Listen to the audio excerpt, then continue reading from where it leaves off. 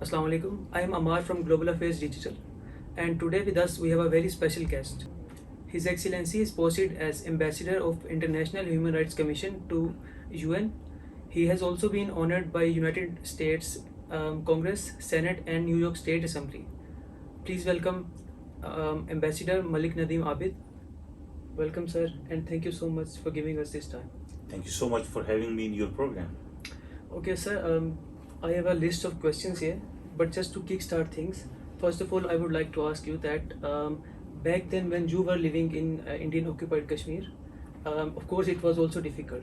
But when you compare that with the current situation and the people currently living in Indian occupied Kashmir, so how will you compare the changes which have currently the recent developments have been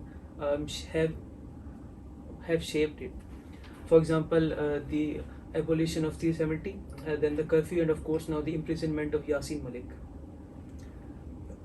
First of all, thank you so much for having me in your show, and it's a great honor for me to communicate with you and for the benefit of people who are watching it or who are going to read the text of this conversation. First of all, let me clarify that I have never lived in Indian occupied Kashmir.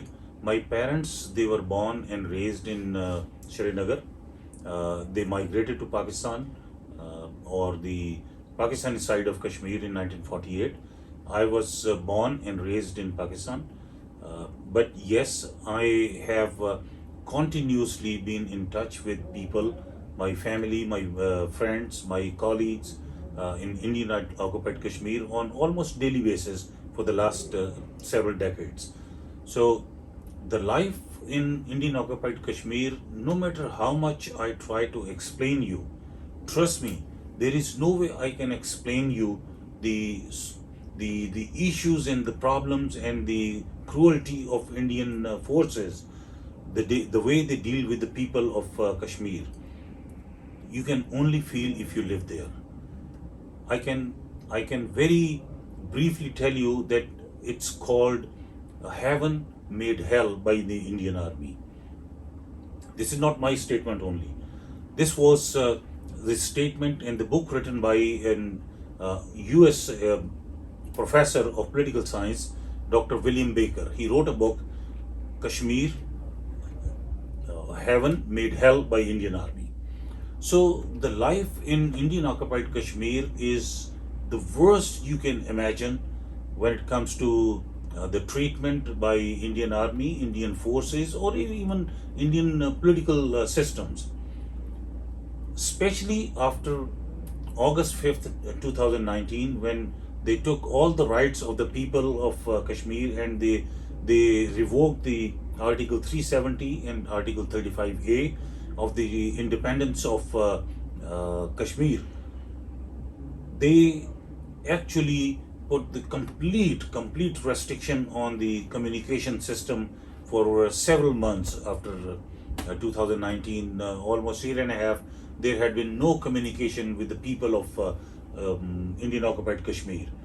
So what's going on there? We used to have information on daily basis, how many people are tortured, how many people are martyred by the Indian Army, how many women and girls are being molested by Indian forces.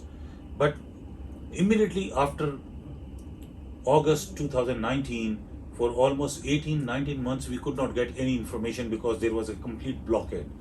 Even up to the extent that we could not send any humanitarian supplies or humanitarian help for the people of Kashmir. Even the International Red Cross could not send any humanitarian supplies to people of Kashmir. So it's almost impossible to explain it in the world. So the life there is still the worst one can imagine living in this world. It cannot be explained in the words. Yes, sir. I get the point that so much evil agenda and evil propaganda Indian forces are unleashing there. But just adding to the question already. So since the abolition of 370, when Indian government stripped the autonomy of Jammu and Kashmir, the conditions and situation there has worsened. That we know. but there are speculations circulating around that this is not it. Like the main agenda of India, that is something else. For example, in recent times we observe it, there is speculation that demographic changes have been that's been on the plot, and as well as India is planning to organize G20 summit. I'll come to that later as well. So what's your take on this, sir? That what exactly India is planning and what we can predict in the future? Okay, India is doing what best they can do to keep a strict control over Indian occupied Kashmir. I always say that they are much more loyal to their cause than us, because they did two things in Indian occupied Kashmir after 2019. First of all, they changed the status of the state of Jammu and Kashmir from an independent state, fully protected by the Indian Constitution, as a disputed territory, to federally controlled union territories. They distributed the state of Jammu and Kashmir into three zones: Valley, Jammu, and Ladakh. So now they are the union controlled territory, just like Islamabad is the federal territory. So now Kashmir does not have its own identity as a state of Jammu and Kashmir, defined in the United Nations Charter and United Nations resolutions. The second thing, which, just like you mentioned, which they are trying to do, is change the demographics of state of Jammu and Kashmir. They have already issued more than 4 million domiciles to change the number of population, Muslims and non-Muslims, and bringing from the other parts of India, to make sure if and when there is a plebiscite, the number of Muslim or percentage of Muslims who are going to or who were going to vote for Pakistan, that should change to minority. But let me assure you one thing. United Nations resolutions are very clear. No matter how many domiciles Indian government issues, this will not change the demographics of state of Jammu and Kashmir, as long as the government of Pakistan keeps fighting for the rights of people of Kashmir. Because if and when there is a final disposition of the state of Jammu and Kashmir and United Nations announces the plebiscite in Jammu and Kashmir, those illegally issued domicile will not be considered in the plebiscite. So don't worry. When the plebiscite happens, those people will be allowed to vote only which were the state subject or the state residents prior to this 2019 August 5th. So all those domiciles issued after those dates are illegal, and United Nations will not accept them as legal residents of state of Jammu and Kashmir. So as a Kashmiri and as a human rights activist, I'm not worried about those domiciles, because they are all illegal. Thank you, sir. You cleared a misconception. That's brilliant to know.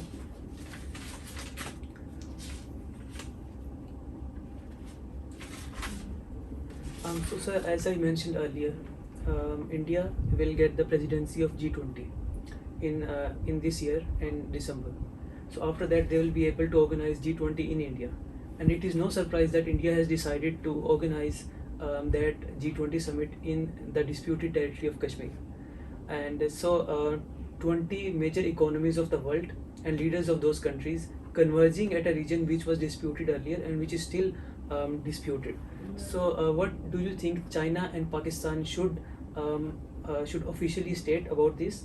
And secondly, what do you believe that India wants to leverage out of this opportunity at diplomatic fronts?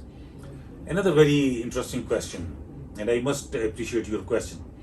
There are two answers to this question. Very interesting, perspective. First of all, as a Kashmiri, I have no problem if India wants to host 10 different conferences in Kashmir, because that will strengthen the economy of the local people. Let me tell you one thing, in reference to your prior question about the life or the living conditions of people in Indian occupied Kashmir. There were two major portions of economy in Indian occupied Kashmir. Number one, tourism. Because of the Indian state terrorism, tourism has gone terribly low. So the economy of the people of Indian occupied Kashmir is already suffering. The second thing which impacted negatively and very strongly impacted negatively on the economy of Jammu and Kashmir, Indian occupied Kashmir, was that the Indian government destroyed the apple orchard and other fruit orchards intentionally, so that they damage the economy of the people of state of Jammu and Kashmir, to demoralize them. So if they host the conference in Indian occupied Kashmir, so technically they cannot. As per the United Nations resolutions, Kashmir is still the disputed territory, and they should not be hosting these conferences. India and Pakistan, China and Pakistan have very big moral responsibility to fight against it. Will Pakistan do it? I hope so. Will China do it? China will only do it if Pakistan encourages China or requests China to fight for its right. But you have to understand one thing. In today's world, most of the decisions are made based on the economic facts. After China, India is world's second largest market. We should not put too much burden on our relationships with our friends. If we expect that China will sacrifice their business interest in India only for the sake of Pakistan, that's not a realistic approach. What Pakistan is going to offer to China in return? Of course, if they sacrifice billions of dollars of trade with China, so China must get something in return from us. Pakistan had always been a very good trading partner with China, but the volume of business with China is very small.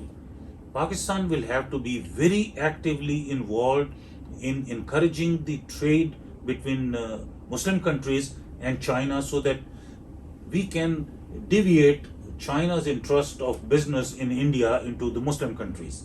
Pakistan has influence on many Muslim countries, many African countries, many Arab countries. So Pakistan must use its influence to support China financially and business-wise. Only then we should expect China not to have the financial expectations of the business or the trade in India. Coming back to the point, whether we should raise voice against the hosting of the conference, G20 conference in Indian occupied Kashmir, I don't think it's going to negatively impact the status of Kashmir as a disputed territory. Yes, it's going to raise the living standards of the people of Kashmir. For the temporary gain or the financial gain of the people of the state of Jammu and Kashmir, we can compromise on this thing. If they want to host a conference, personally, Kashmiri and little bit of expert on the financial matters, I think let them have this conference. Kashmir still belongs to Kashmiris, and having this conference in Kashmir is not going to change the status or the right of the people of Kashmir to have the right to self-determination or the plebiscite. Right, sir. So, in contrary to this, another approach is that what India plans to leverage out of this at diplomatic fronts, like as you mentioned, as you have already mentioned, the economic factor that people of Kashmir will benefit from this. But at diplomatic fronts, what challenges will Pakistan face after this, and what is the opportunity for India? This is again a very good follow-up question. The diplomatic gains India is trying to or planning to have from having this thing, they are going to portray that people of Kashmir are very happy. There is no demonstration in Kashmir. There is no unrest in Kashmir. So all this propaganda is generated by Pakistan, and there is no ground fact that the people of Kashmir are unhappy with India. This is what their perspective is going to be. And this is what they are going to try to prove to G20 leadership. But when the time will come, you will see the difference. People will raise their voice. People will, have the sacrifice, the ultimate sacrifices to raise their awareness for these G20 leadership, you will see the difference, inshallah. People of Kashmir are not going to compromise only for the financial gain. There will be demonstrations, there will be unrest. No matter how much army India takes to Indian occupied Kashmir, there will still be visible symbols that people of Kashmir are not happy with India and they don't want to live with India anymore. So I'm comfortable. And I know my people in Indian occupied Kashmir. They're not going to live with it. Right, sir. So, sir, you have already mentioned the agenda and the planning of India, what they plan in diplomatic fronts. But when we compare their narrative building to that of Pakistan, since the very inception, Pakistan has been an advocate of Kashmiri's right of self-determination. But when we do a critical evaluation of the global recognition and acceptance of Pakistani narrative, we come to this realization that we have failed to yield the desired results. So, what, according to you, are the problems, and who is to blame?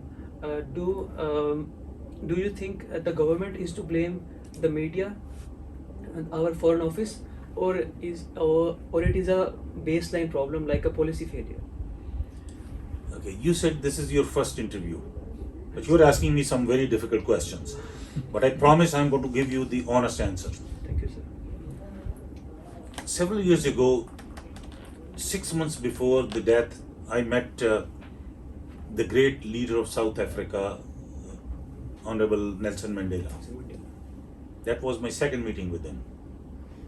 And I requested him that you should, if you love your people, how in the world you don't love people of Kashmir who are going through the same torture, the same problems, same issues which your people were going through under the rule of apartheid government. So why don't you help Kashmiris? And what can we do to help speed up the right to self-determination of the plebiscite for people of Kashmir's independence? Guess what he said? He said, and this was 2013, I believe. He said, last 65 years, you had the most powerful UN resolutions in favor of the right to self-determination for people of Kashmir. What went wrong? You could not get the plebiscite. What went wrong? He repeated this question twice. And he also mentioned that East Timor, there was a resolution for East Timor's independence. Just in a few years, they got the independence. Where are you wrong, or where you made mistakes? And honestly, I had no answers. I had answers, but probably I did not want to, spell it out in front of Nelson Mandela sir. He said, I'm going to suggest you two things. First of all, just like we all know that when South Africans got independence from the white minority, and Nelson Mandela became the first black president of South Africa, the first major decision he made was he forgave people who tortured him for 27 years, who put him in jail for 27 years, number one. The second very important thing he did was he set up a commission, Truth and Reconciliation Commission. He wanted to investigate if the complaints of torture and mistreatment of the white minority government were right, and reconciliation, because he knew that if I don't do the reconciliation between my black majority people and white minority people, there will be bloodshed in the country and they would never be able to move forward. So he wanted his country to move forward. So he suggested that we should do two things. First of all, the government of Pakistan should immediately set up an investigation commission to find out what went wrong in Pakistan.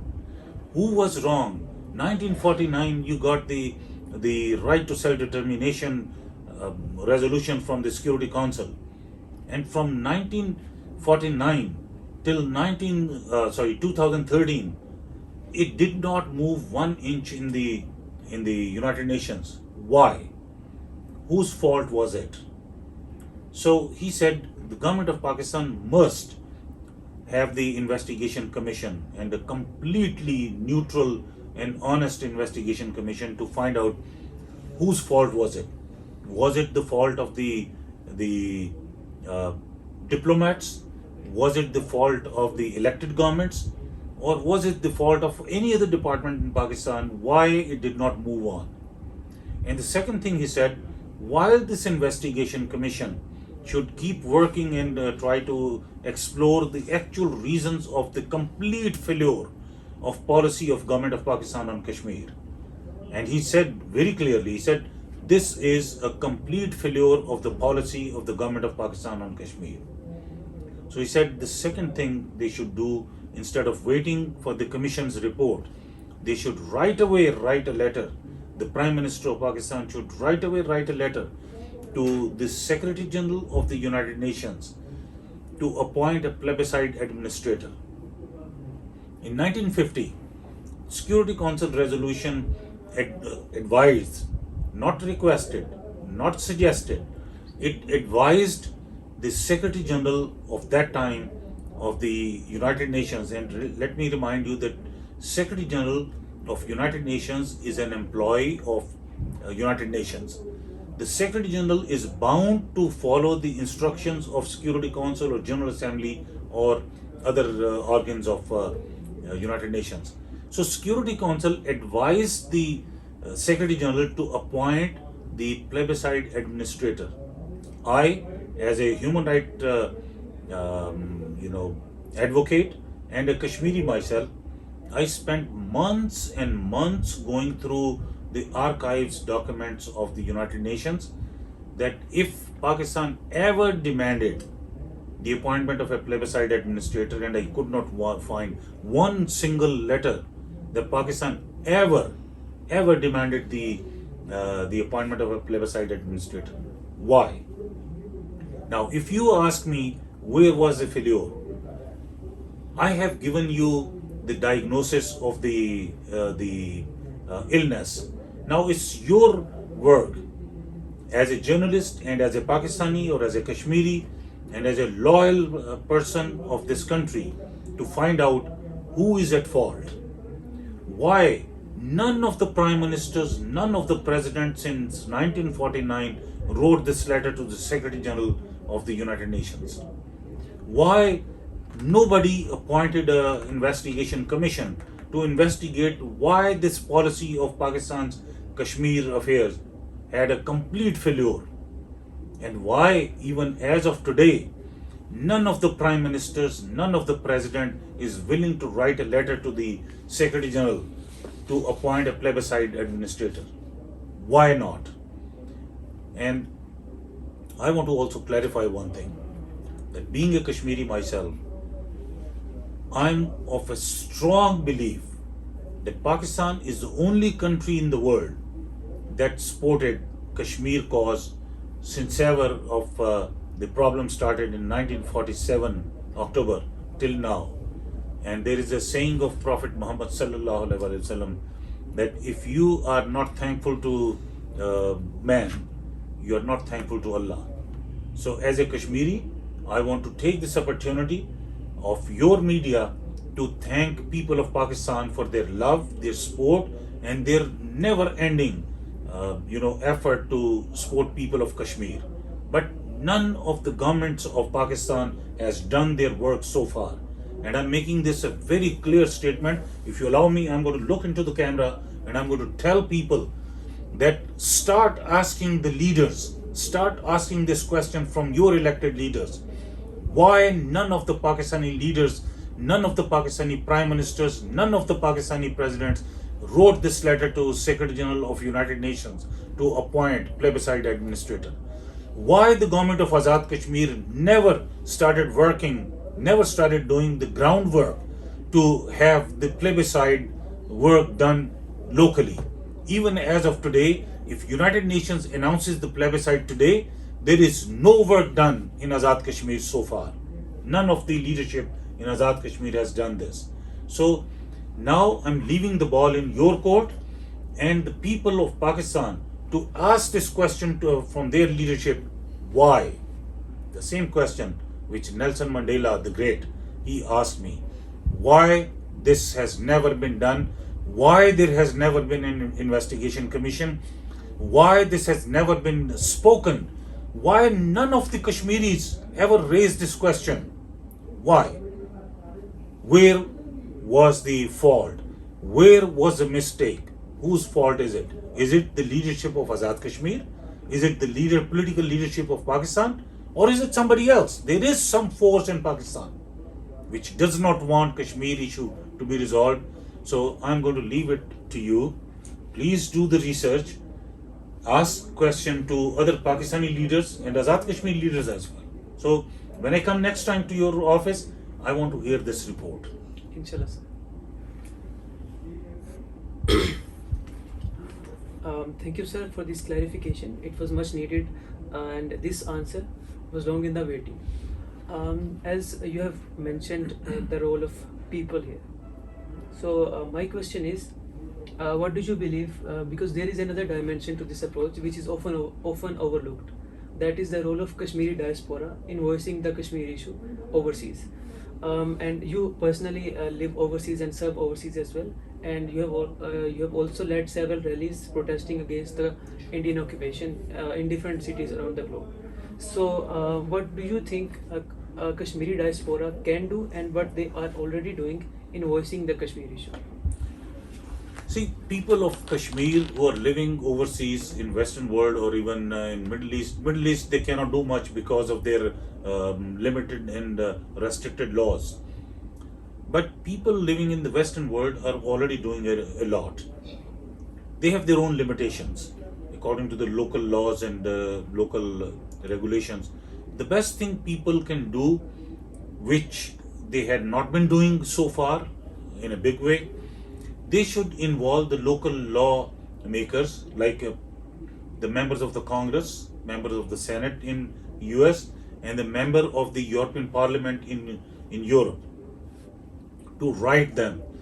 It's the law and it's the practice in the Western world that if 100 people from my constituency write a letter to their member of Congress that we are worried about situation in Kashmir, please investigate what's going on in Indian occupied Kashmir, they are required by law to write a letter to Secretary of State that my constituents are worried about what's going on in Indian occupied Kashmir, so please investigate what's going on.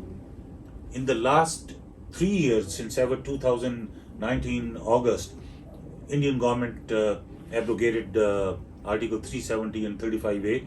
In America only, more than 4 or I think 5 congressional hearings we had about the situation in Kashmir. Unfortunately, the Kashmiri community is not very strong financially in America, but in Europe, people had been doing a lot of follow-up. We organized these hearings in US Congress. Members of Congress wrote letters to Secretary of State and even to the US President. But unfortunately, American interest, financial interest in India are tremendously large. The diaspora is doing what best they can.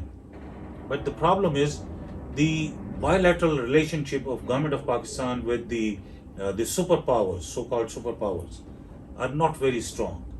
So neither Pakistan's bilateral relationships in many of the other regions and their countries in United Nations are so strong to get the support. I think the biggest work we need to do is to again evaluate Pakistan's foreign policy, and where Pakistan's foreign policy lapses, where Pakistan's foreign policy need to be improved to build a stronger relationship.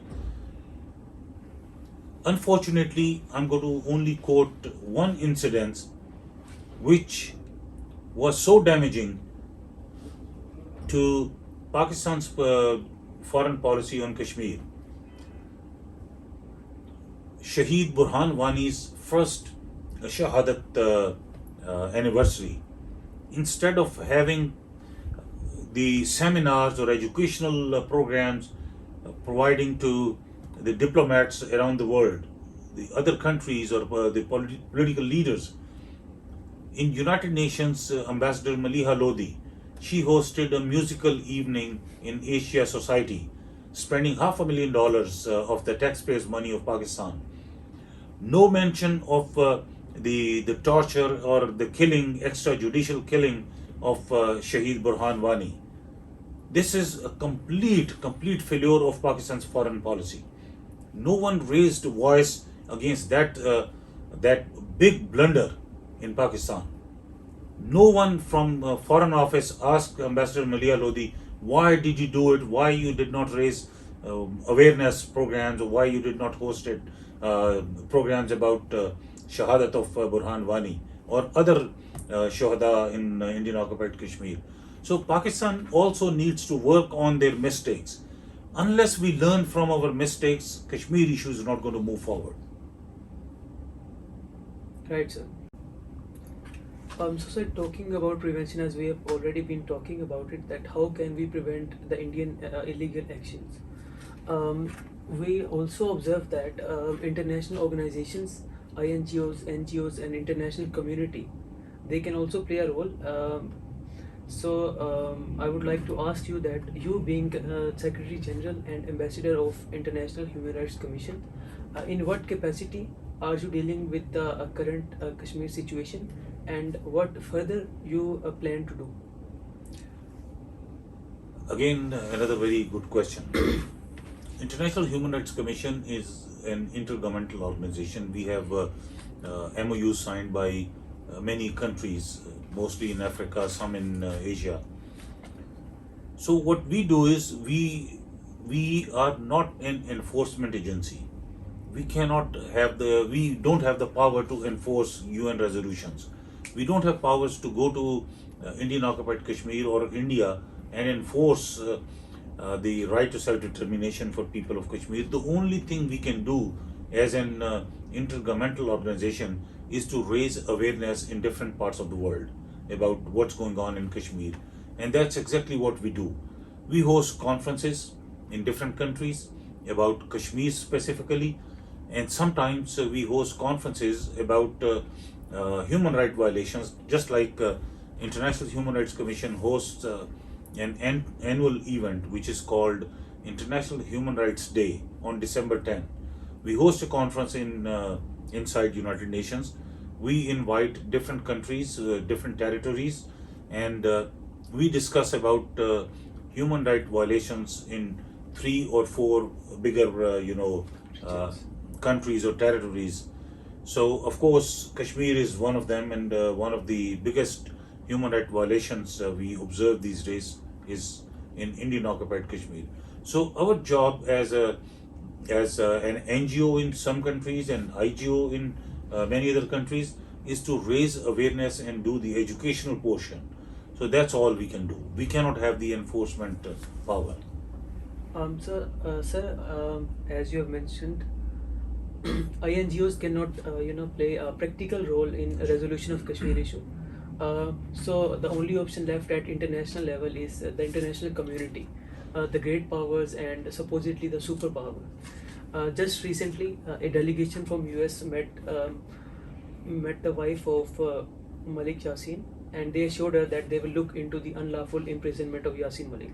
So, do you believe this comes as a realization to US that India has been committing fascism in Kashmir, or it's just a mere solacing to the victim?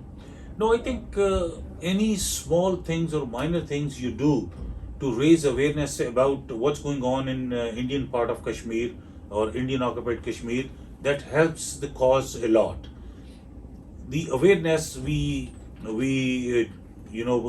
give to the people in America and request them to reach out to their elected officials, that helps a lot, because more pressure we build through the elected officials on the government of America and the President of America, that's definitely going to be very helpful in resolution of Kashmir, because until and unless America is in itself is involved in the efforts to resolve Kashmir issue amicably and peacefully, it's going to be very difficult for us to see the resolution.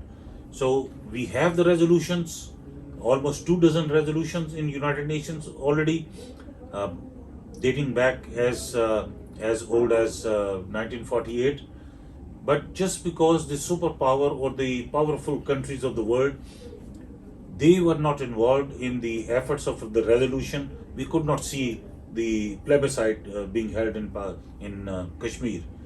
And the second thing is, just like I said earlier, until and unless Pakistan learns from its mistakes and changes its philosophy and the policy, foreign policy, it's not going to make any impact, positive impact on the Kashmir issue.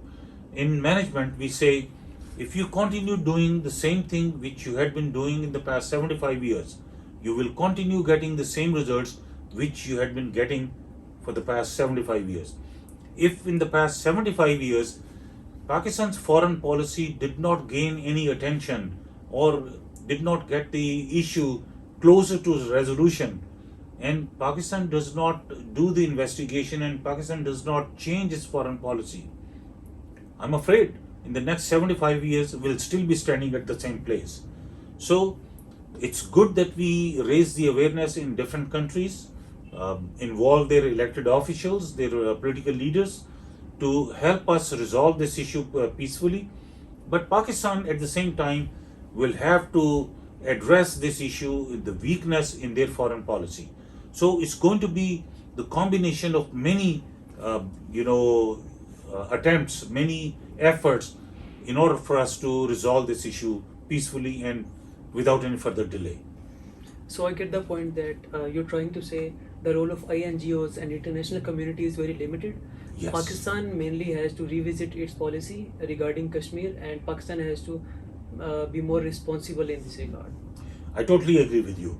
And Pakistan, I personally believe that Pakistan, due to Pakistan's weak political governments, Pakistan's weak foreign policy, Pakistan does not have a very strong position in the international arena these days.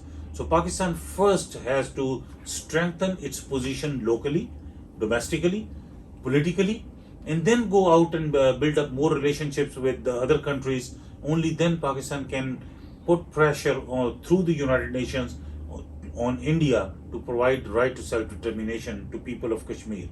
That's the most important thing. You cannot expect any support from other countries like America, Europe, or Russia, or any other powerful countries until and unless you are stronger at home. So a stronger Pakistan, a more stabilized Pakistan is very, very detrimental and very important for the peaceful resolution of Kashmir. So wholeheartedly we should support the local political system to be strengthened, and we should support the more politically stabilized governments in Pakistan. Right, sir. So, sir, one final question, and this is actually a lengthy one. कि उसका answer भी थोड़ा सा ना lengthy होगा. So today we had Ambassador Malik Nadeem with us, and he answered pretty much all of the questions. And I would again like to thank Ambassador Nadeem that how professionally he tackled all the questions and provided relevant and right answers. I would like to conclude this interview with the message, and which I concluded from the answers of His Excellency. I have reached to this conclusion after listening to Ambassador Malik Nadeem. He suggests that Pakistan basically has to do more at its diplomatic fronts. Pakistan needs to revisit its policy regarding Kashmir and work more on diplomatic fronts with other countries to better narrate the Kashmir issue. He also provided several technical answers to the glitches which are often overlooked in the resolution of Kashmir, and he also provided answers to the misconceptions which regarding the current developments in Indian occupied Kashmir. Once again, I thank you, sir, for your time. It was a pleasure asking questions and learning from you. Thank you so much for having me in your show, and it's indeed my pleasure and honor to come to your office and have this conversation. And I'm always available for Kashmir issue and for the people of Kashmir, and of course for the people of Pakistan. Thank you so much. Pleasure is all mine, sir. Thank you once again. Thank you.